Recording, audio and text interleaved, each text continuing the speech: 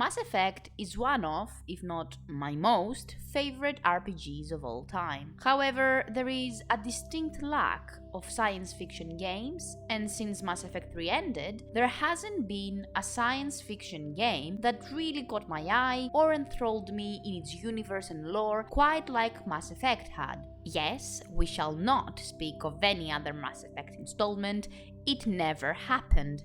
Ladies and gentlemen, if you will, look right here.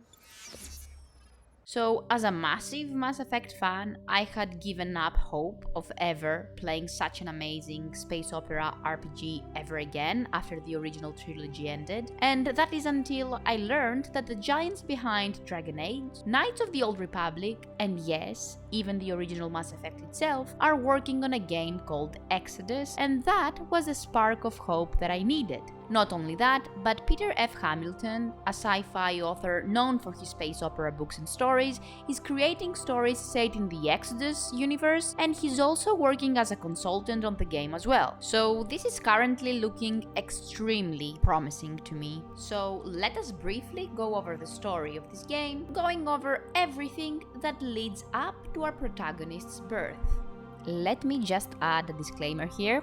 As I previously said, this is a very brief summary of the story. I cannot wait to find out more, and I would really recommend visiting the game's website or the game's wiki to read up on all of this information in a much more in-depth and analytical manner. So the story goes as follows. 40,000 years ago, humanity was forced to leave Earth behind and look for another home in the stars. Everything we created on Earth is but a memory, and so arcs carrying people, along with all our culture and history, depart from Earth in search for a more suitable home. That home was found in the Centauri cluster, which is about 16,000 light years away from Earth. And while arcs travel near the speed of light, it will take some time for all of them to arrive, as they all set out from Earth at different times over a 200-year period. The first colonists find green worlds, aka habitable worlds, and send out a signal to let all the other arcs know of their discovery. They know, however, that it will take a while for all of them to not only get the message, but also get to said green worlds as well. So they begin settling these green worlds, and as millennia pass by, said colonies turn into societies, and societies into empires. And empires do what all empires have done throughout our history, and go to war against one another. People from those original colonies are not really people anymore, as they have been constantly evolving with the help of genetic engineering. They evolve and change so much, in fact, that the descendants of the original colonists split into different species in a way, and they call themselves Celestials now. While all the different Celestials are fighting for dominance over the cluster, arcs carrying humans are still arriving at the same time. Some of the habitable planets get destroyed during this war, so the arcs and humans that do arrive are treated like lesser than by the Celestials and are thrown into backwater planets. 6,000 years later, one species reigns supreme, and that is the Elohim. They are unchallenged in power, and thus they create the laws that the entire cluster must abide by. One of the most important laws is that no habitable planet is to ever be destroyed ever again. They also created the Gates of Haven, an interstellar network linking all the systems of the Centauri cluster, kind of like the mass relays. The Elohim's technology is so advanced, in fact, that they can even move planets to new systems. However, the Elohim leave the galactic stage with no one really knowing what exactly happened to them or where they disappeared to. Despite that, the rest of the cluster still follows their rules and laws even in their absence. One of the planets that the Elohim moved was a moon named Linden, which is important to note as this will be our protagonist's birthplace. After a long-lost human arc arrives at Linden and establishes their colony there, they start building said colony on the ruins of celestial civilizations that used to live and thrive there. They spent 200 years trying to survive there because settling new worlds and building a new home is not that easy, as humanity has to face many challenges in order to do so. That's when a mercenary turned traveler named Orion Aslan, who will be our dad, emerges as Liden's leader and becomes a traveler. Travelers are described as brave heroes who go out and explore space in search of celestial technology that they can then use to advance their society and the problems that they are facing while settling a world, in this case while settling Liden. Orion knows that because he has to travel light years during his missions, someone has to rule over Liden while he's gone. So he establishes the Aslan dynasty, a group of his loyal followers that rule over Liden in his absence. Orion also realizes that Liden is slowly but surely dying of a celestial technovirus known as the Rot, a virus for which no one has a cure. In order to ensure humanity's survival, Orion decides to have a child that could potentially bridge the gap between the species and their worlds. So, before leaving for his final exodus, never to be seen again, Orion celebrates the birth of our protagonist, a genetically created heir that carries both human and celestial DNA.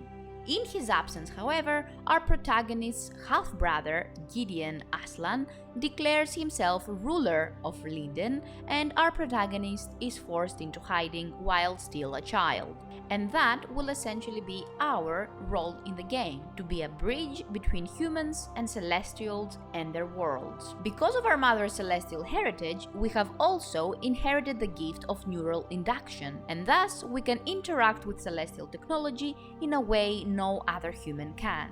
Of course, when we, as the players, set out on our missions, time will be moving very differently for us than for the world and loved ones that we will be leaving behind us each time. And the game has already promised us many far-reaching consequences because of that massive time gap that will be passing between our departures and our arrivals each and every time. I'm personally super excited about this aspect of the game, as this will be a chance for us to see the consequences of our choices between missions, and not having to wait for the next installment of the game, for example, to see what happened. To be honest, the entire concept is very exciting to me, to say the least, as the story sounds like the perfect blend between Mass Effect and Superman. I also love the fact that our enemies in this game are not some random species that is just mean and wants to conquer worlds, or creatures of our own creation, for example,